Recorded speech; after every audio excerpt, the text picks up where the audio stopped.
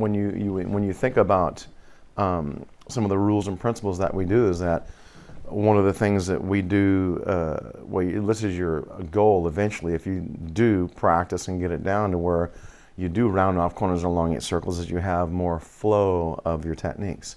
You're not stopping and starting your motion all the time, which becomes very stiff and staccato and constipated in your movement, and you don't have time to do that in a real self-defense situation.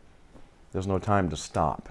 So you have to have what's called continuity of motion, and also things that we try to get away from is telegraphing.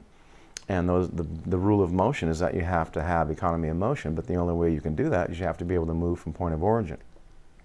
We call it, we don't want you John Wayning. We don't want you loading your hand back and it has to move another foot to get back to where it originally was before it finally gets moving forward. I consider if it moves a foot this way and then a foot that way before it finally gets going, you just wasted 2 feet of time, effort, and energy, and you can't afford that. All the principles are based on time and distance. And when it's a realistic self-defense situation, you have a millisecond to respond. So if you follow the rules and principles of moving from point of origin, if you move from point of origin, you'll economize on your motion. In other words, you'll be quick. You can't afford to be slow and sluggish in a real situation. A lot of the physics and kinesiology that you learn in school is all also considered and incorporated into Kenpo. In other words, in Kenpo, we don't teach you any unnatural movements. Because under adrenal stress, you'll do nothing unnatural. And 5 people attack you with knives and sticks, you won't take off running some weird way.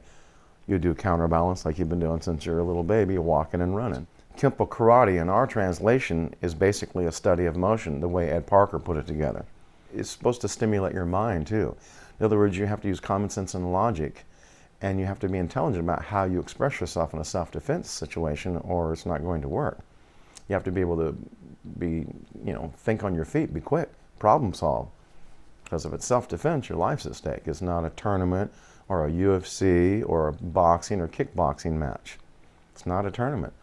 I call those life perfection skills. When you're fighting for your life, that's life preservation skills. It's a whole different animal, completely different situation.